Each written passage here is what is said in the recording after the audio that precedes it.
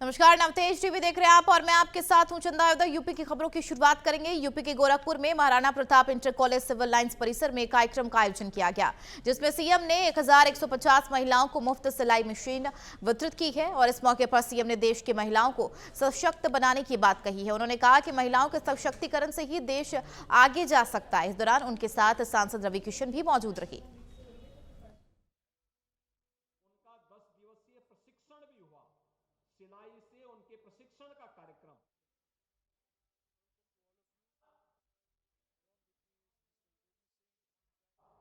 यहां पर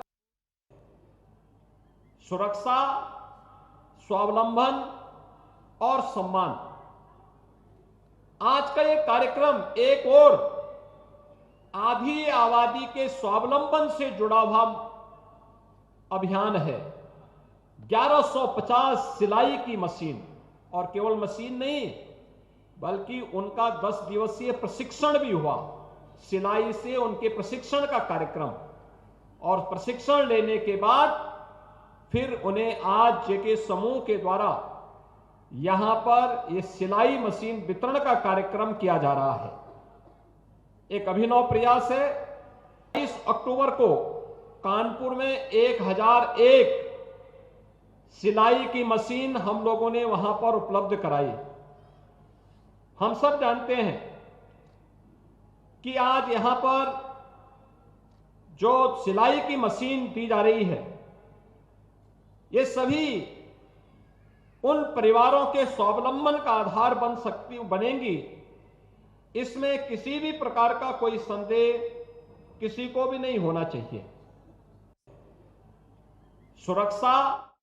बढ़ेंगे आगे। खबर यूपी के जालौन से है, जहां युवती के ससुराल वालों ने मां और उसकी बेटी को घर से बाहर निकाल दिया। मारपीट का वीडियो सोशल मीडिया पर वायरल हो रहा है। पूरा मामला उरई कोतवाली क्षेत्र के मोहल्ला पटेल नगर का है, जहां रहने वाले मधुलता नागर और उसकी बेटी के साथ पति और ससुराल वालों ने बेरहमी से पीटा और उसके घर से बाहर निकाल दिया।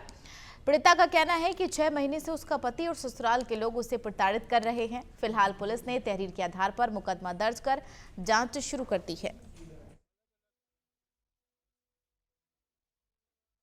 ये कल की घटना है और जायसवाल टावर के पास एक महिला थी जिसका अपने ससुराल से विवाद चल रहा है। उसके पति और उसके ससुर और उसके और परिवार के लोगों ने उसके साथ मारपीट की। पीड़ित महिला थाने पे आकर के सूचना दी है और कल जब इसकी सूचना प्राप्त हुई तो तत्काल अभियोग पंजीकृत किया गया है। जो वीडियो वायरल हुआ है उसको भी हम लोगों ने उसका भी संज्ञान लिया है और उसमें जो लोग मारपीट में शामिल हैं उनके खिलाफ हम कठोरतम कार्रवाई करेंगे।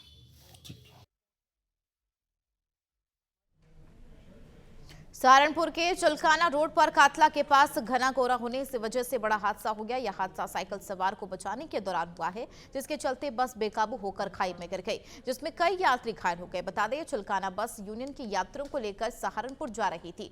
तभी टेम्पो को ओवरटेक करने के दौरान घने कोहरे में साइकिल सवार को बचाने के चक्कर में बस पलट गई।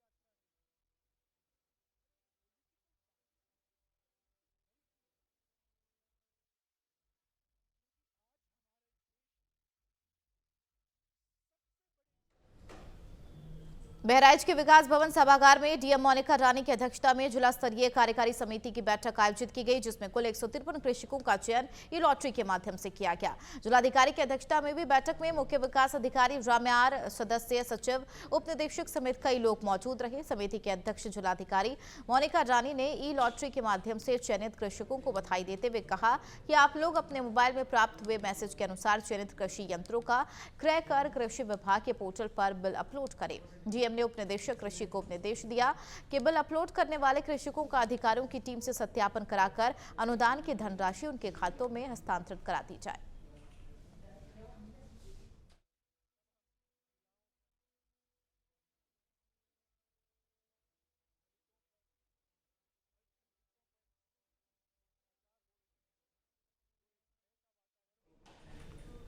कल सुबह अगर चली जाए खबर यूपी के बहराइच से है, जहां घर में अंगीठी जलाकर सोना परिवार को भारी पड़ गया। पूरा परिवार घर में अंगीठी जलाकर सो रहा था, जिससे परिवार के 5 लोग बेहोश हो गए, जिसके बाद उन्हें बेहोशी की हालत में अस्पताल में भर्ती कराया गया, जहां 6 महीने की बच्ची की मौत हो गई, जबकि बाकी 4 की हालत गंभीर बनी हुई है।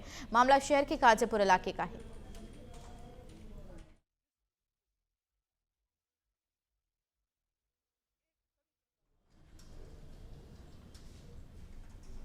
खबर यूपी के मुजफ्फरनगर से है, जहां पुलिस की बदमाशों से मुठभेड़ हो गई। आरोपी क्षेत्र में घटना को आपराधिक वारदात को अंजाम देने की फिराक में था।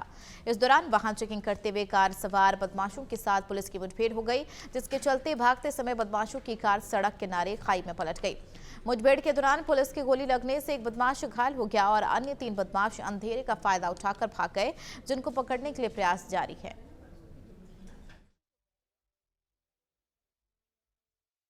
दिनांक 9 जनवरी को रात्रि को थाना बुढ़ाना में एक लूट की घटना हुई थी, जिसमें होंडा अमेज गाड़ी से कुछ लोगों ने एक व्यक्ति को लिफ्ट दी थी और लिफ्ट देने के बाद उससे मोबाइल और उसके पास 47,000 रुपये को लूट लिया था। इस घटना का अनावरण हेतु थाना बुढ़ाना की टीम लगी हुई थी। आज उन अभियुक्तों को ट्रेस करते हुए जब उस गाड़ी को रोकने का प्रयास किया गया, तो पुलिस के साथ अपराधियों का लाइव एनकाउंटर इंश्यू हो गया। इसमें खबर यूपी के देवरिया से है, जहां थाना बनकट्टा में पुलिस कुंभाचक रोड के पास एक आरोपी को गिरफ्तार किया गया। आरोपी स्कॉर्पियो कार से 26 पेटी अंग्रेजी शराब ले जा रहा था, जिसे बरामद करते हुए पुलिस ने उसे गिरफ्तार कर लिया। बता दें, आरोपी पर पहले से मुकदमे दर्ज है।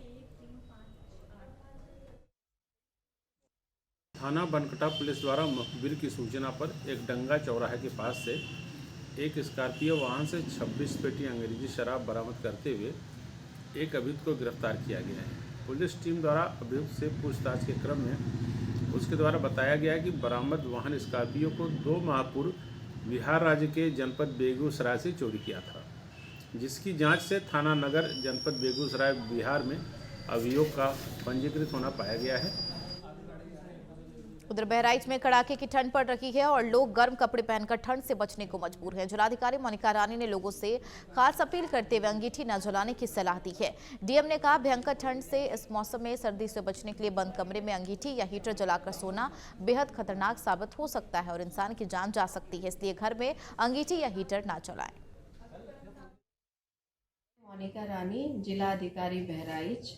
आप सबसे अपील करना चाहती हूँ कि वर्तमान में जो है वो काफ़ी सर्दी पड़ रही है और जिसकी वजह से विभिन्न जनपदों से ऐसी सूचनाएं भी आ रही हैं कि रात में बंद कमरे में अंगीठी इत्यादि जलाने से जो है कई दुर्घटनाएं घटित हुई हैं।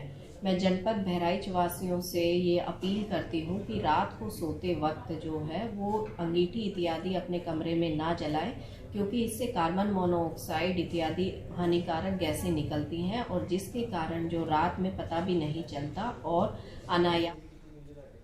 बिजनौर में कांग्रेस जिला कार्यालय में जिला कांग्रेस कमेटी के जिलाध्यक्ष शेरबाज पठान की अध्यक्षता में एक बैठक की गई। बैठक में मुख्य अतिथि प्रदेश सचिव एवं जिला प्रभारी विशाल वशिष्ठ उपस्थित रहे। बैठक में जिलाध्यक्ष शेरबाज पठान, प्रदेश सचिव विशाल वशिष्ठ ने जिले के सभी पदाधिकारियों, नगर अध्यक्षों, ब्लॉक अध्यक्षों, फ्रंटलों के अध्यक्षों और सभी कांग्रेस कार्यकर्ताओं से जिले में संगठन को ज्यादा मजबूत करने के लिए कहा है। सभी नगर व ब्लॉक अध्यक्षों से अतिशीघ्र मजबूत कार्यकर्ताओं को जोड़ते हुए कमेटियों का गठन करने के निर्देश दिए।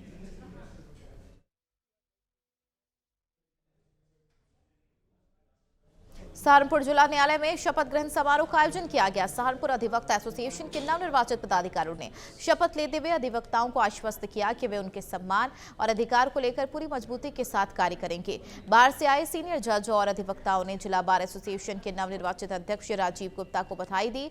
बार काउंसिल के चेयरमैन शिव किशोर गौड़ ने कहा कि अधिकारों को बता चले वादकारियों को न्याय के लिए बार बार न्यायालय का चक्कर ना लगाना पड़े, इसके लिए सभी को पूरी तरह से गंभीर रहना होगा।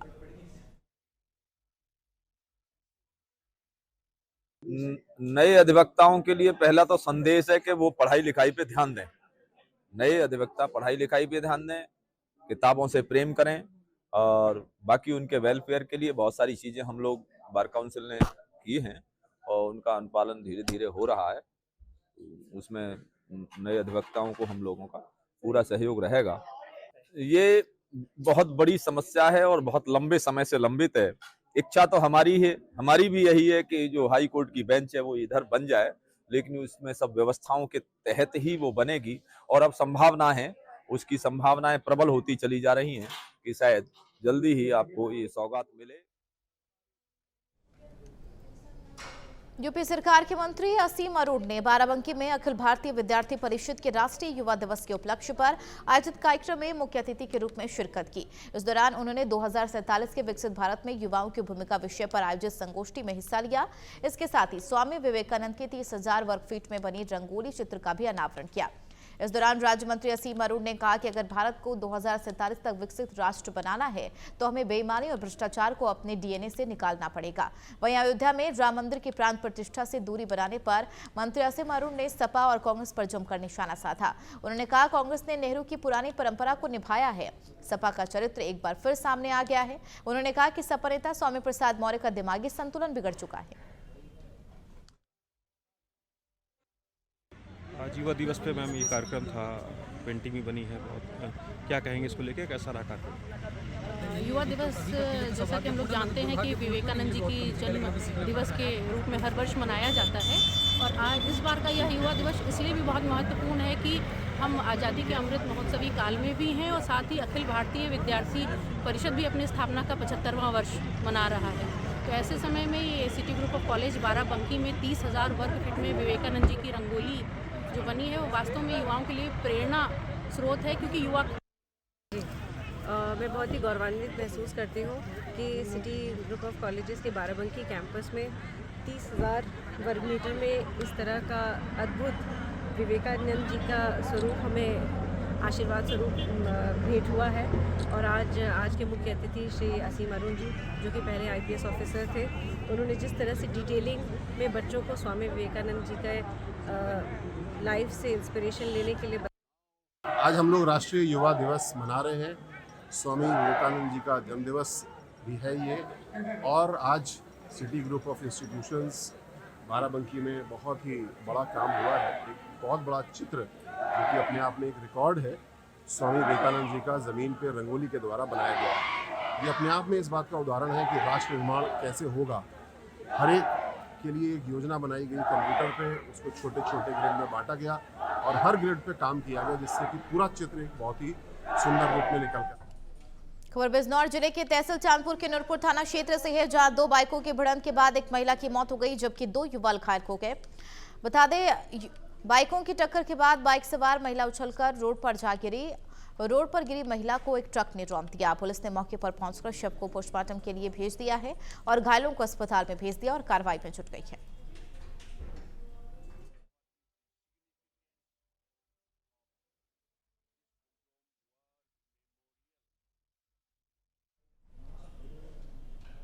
यूपी के मऊ में पुलिस अधीक्षक अविनाश पांडे के नेतृत्व में पुलिस ने चोरी हुए कुल 101 मोबाइल फोन बरामद किए हैं। बरामद हुए 101 मोबाइल की कुल कीमत 21 लाख रुपए बताई जा रही है, जिन्हें उनके मालिकों को सौंपा जाएगा। अंजनी कुमार पांडे ने बताया कि पुलिस अधीक्षक अविनाश पांडे के नेतृत्व में पिछले दिनों गायब हो चुके 101 मोबाइल को पुलिस ने कई जिलों से बरामद किया है।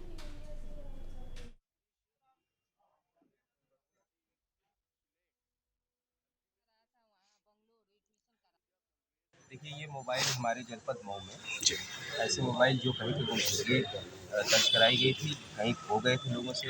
अक्सर लोग लापरवाही से चलते हैं, मोबाइल कहीं गिर जाती है या फिर गायब हो जाती है, वो सूचना अपने थाने पर आकर देते हैं। इसमें हमारे श्रीमान SP महोदय के आदेश पे साइबर टीम लगाई गई थी और उसकी खोजबीन जारी थी। तो हमने कुल मिला के 101 ऐसे मोबाइल जो कि प्राप्त किए हैं, खोजे हैं, ढूंढे हैं और आज हम उनके जो ओनर्स हैं उनको वापस कर रहे हैं। आप पीछे देख सकते हैं, सभी के हाथ में उनका अपना मोबाइल मिल गया है और इस प्रकार ये जो मोबाइल थी उनकी कुल कीमत 21 लाख रुपए है। तो सभी लोग जो सामान्य वर्ग से हैं, परिवार से हैं, जिनके लिए मोबाइल और इसकी जो है कि साधारण चीज़ों के रोज़मर्रा के यूज़ के लिए, दैनिक कार्यों के लिए यूज़ करते थे, वो प्रभावित हो रहे थे। लिहाजा पुलिस ने इस मामले को लेकर उनके मोबाइल सकुशल प्राप्त करके बरामद करके वापस लौटा दिए। खबर बाराबंकी से है, जहां श्री राम ज्योति अपनी अनुपम छटा बिखेर रही है। देश ही नहीं, विदेश में भी श्री राम ज्योति धूम मचा रही है। श्री राम ज्योति लोगों के आध्यात्मिक जुड़ाव के साथ ही स्वयं सहायता समूह से जुड़ी महिलाओं की आर्थिक तरक्की का माध्यम बन गई है। अब तक जिले में 150 परिवारों के समूह से जुड़ी महिलाएं लाखों श्री राम ज्योति बनाकर उन्हें अलग अलग प्रांतों और शहरों में भेज चुकी है, जिससे वह अच्छी कमाई भी कर रही। एक पैकिंग में 5 श्री राम ज्योति की कीमत 51 रुपए और दूसरी पैकिंग में 11 श्री राम ज्योति की कीमत 101 रुपए रखी गई है। उन्हें ऑनलाइन भी देश और विदेश से ऑर्डर मिल रहे हैं।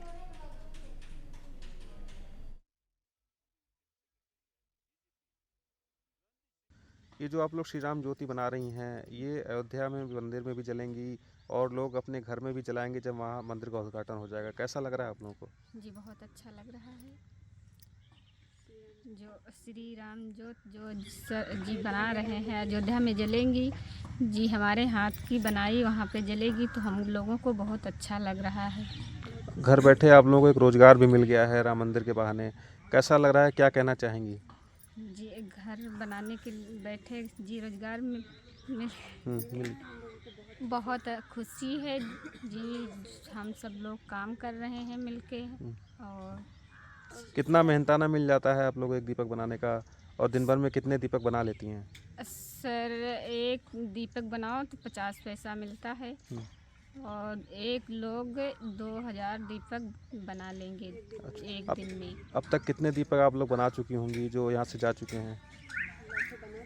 1 लाख बन चुके हैं, 2 लाख 1 लाख की और जी। ये जो अयोध्या में राम मंदिर बन रहा है इससे हम लोगों को जी बहुत सारी खुशी है। और ये जो राम ज्योति दीपक हम बना रहे हैं ये हम लोगों को बहुत खुशी है कि हमारे भगवान राम जी के मंदिर में जलेंगे और पूरे देश में जलेंगे, इसलिए हम लोगों को बहुत खुशी है।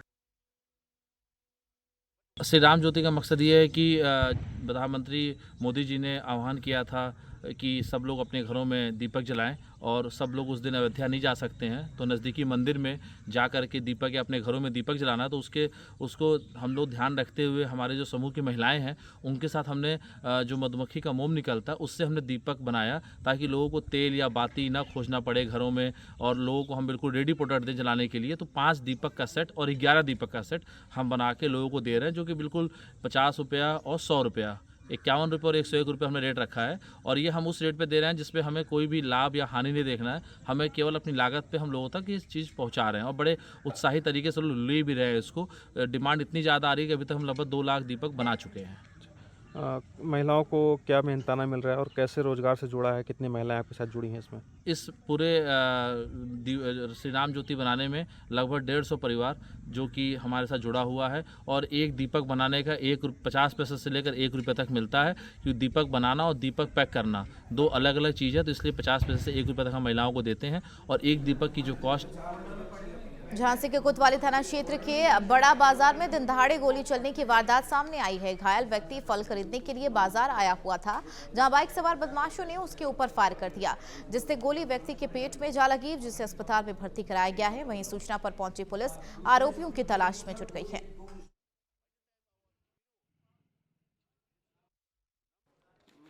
ये मरीज आया करीबन 12 बजे, नरेंद्र सिंह यादव निवासी जो है बड़ा गांव गेट कोतवाली झांसी। इसको पेट के मध्य भाग में नाभि के ऊपर 5 से गोली लगी है और अभी उसकी हालत अभी तो स्टेबल है, लेकिन उसके बहुत फास्ट जल्द से जल्द ऑपरेशन की व्यवस्था हो रही है। हाँ, सारे डॉक्टरों के अंडर में है और बहुत उसके लिए फास्ट ट्रीटमेंट की व्यवस्था करी जा रही है। अरे हमारे दोस्त जा रहे थे गाड़ी से, क्या नाम है आपका? नरेंद्र सिंह यादव।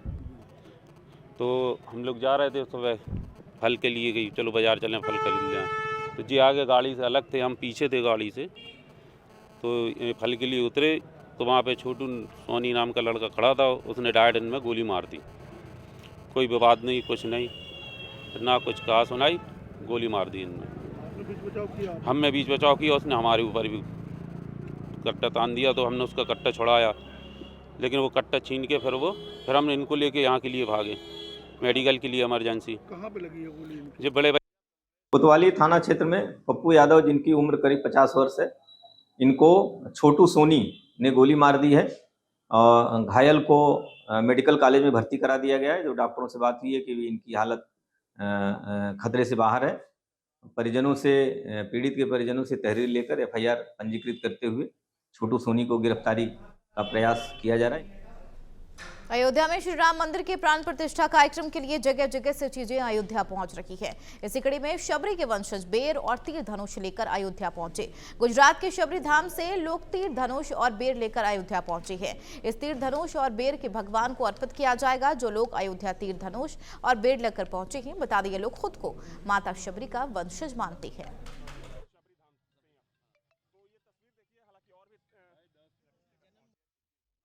इस समय अयोध्या में कहीं देश से कहीं विदेश से जो है भगवान राम के लिए भेंट आ रही है। तो आज जो है अयोध्या में गुजरात के सबरी आश्रम से भगवान रामलला के लिए जो भेंट आई है, वो बहर आई है। तस्वीरों में दिखाना चाहूंगा आपको कि अयोध्या में जो माहौल है, काफी उत्साहित माहौल है। लोग उत्साहित है और ढोल नगाड़े के साथ डांस कर रहे हैं। लोगों से बातचीत भी करेंगे, जानेंगे कि कहाँ से आए हैं। इसके साथ साथ इन तस्वीरों में देख सकते हैं कि जो लोग आए हैं किस तरीके से इनमें भगवान राम के लिए जो हर्षोल्लास वो देखने को मिल रहा है। इनसे बात करेंगे। जी, कहाँ से? सूरत से आए हैं हम लोग। कितना दिन लगे आने में? 2 दिन में आए हैं हम लोग फ्लाइट से। सूरत से फर्स्ट फ्लाइट में आए हैं हम लोग। कितने लोगों की संख्या है? हम लोग 17 जन है पूरा ग्रुप में, और हम लोग सास बहू अकेले आए हैं सूरत से अयोध्या फर्स्ट फ्लाइट में। क्या लेके आई है भगवान रामलला के लिए? भगवान रामलला के लिए वहाँ से क्या लेके आई है? श्रद्धा से आए हम लोग। बस गुजरात से आज बैर आई है, उसके बारे में क्या कहेंगी? जो बैर लाई गई है माता सबरी आश्रम से, बड़े उत्साह से वर्षों की तपस्या के बाद श्री राम जी उनको मिले थे और ये अवसर प्राप्त हुआ था। आज वही अवसर जैसे हमें प्राप्त हो रहा है कि राम जी को हम मिलने जा रहे हैं सबरी के बेर लेकर। अति उत्साह है। जय श्री राम। कितने लोग आए हैं आप? हम तो सूरत से आए हैं। वो श्री राम सबरी धाम से तो 14 लोग आए हैं। हम पूरे सूरत से आए हैं। जो सबरी धाम से लोग आए हैं, 14 लोग आए हैं। विधायक जी से बात करेंगे। सर, जो बहर आई है कहाँ से आई हो, कितने लोग आए? देखिए, गुजरात से अयोध्या में परम आदरणीय रामभद्र जी महाराज के जो 1008 कुंडी हनुमान यज्ञ में 324 जोड़ा करीबन 700 लोग आए हैं। डांग से भी 10 परिवार आए हैं। माता सबरी के वंशज है, सबरी धाम से है, दंडकारण्य विस्तार में से है। तो आज धनुष, तीर और बेर लेके प्रभु राम जी को भेंट करने के लिए उपस्थित हुए हैं। धन्यवाद बातचीत करने के लिए। तो ये गुजरात के सबरी धाम से जो है सबरी माता के यहाँ से जो है उनके जो सबरी माता के वंशज है, उनके यहाँ से भगवान रामलला के लिए बैर लाई गई है। तो ऐसे जो है अन्य प्रदेशों से भगवान राम के लिए भेंट आ रही है, क्योंकि 22 जनवरी 2024 को भगवान रामलला टेंट से निकलकर महल में विराजमान होंगे। प्रवेश पांडे, नवतेज टीवी, अयोध्या। चलिए, उत्तर प्रदेश की खबरों में फिलहाल मेरे साथ इतना ही। बने रहिए नवतेज टीवी के साथ। नमस्कार।